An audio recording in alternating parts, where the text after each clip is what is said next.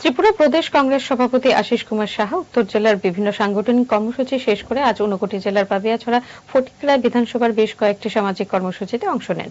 তিনি প্রথমে পাবিয়াছড়া হাসপাতাল পাড়া এলাকার কংগ্রেস নেতৃত্ব সমীরণ দাসের বাড়িতে যান।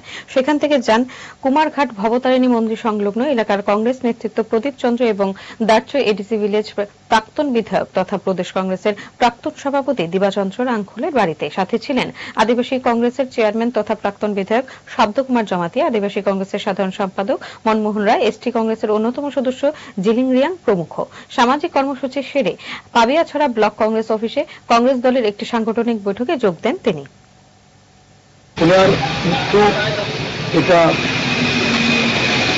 নীতির বিধান যে সবাইকে যেতে, কিন্তু ওনার এই অবর্তমান এই অঞ্চলে একজন অভিভাবক যে শূন্যতা, এই শূন্যতা পূরণ হবে।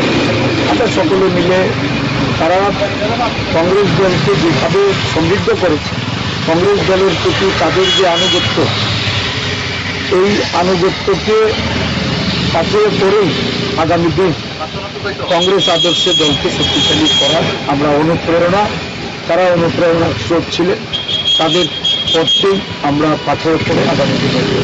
আমরা যেটুকু জানতে পেরেছি প্রাক্তন বিধায়ক তথা প্রয়াত সুবলচন্দ্র বিশ্বাস, উনি 1972 সালে বিলাসপুর কেন্দ্র থেকে কংগ্রেস দলের হয়ে উনি প্রতিদ্বন্দ্বিতা করে বিধায়ক হয়েছেন।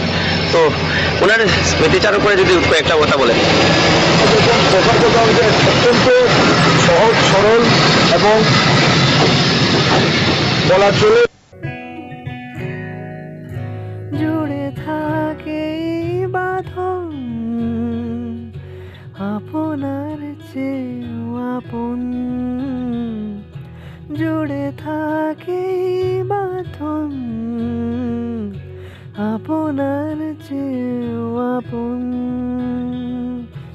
আপনার চেয়েও আপন।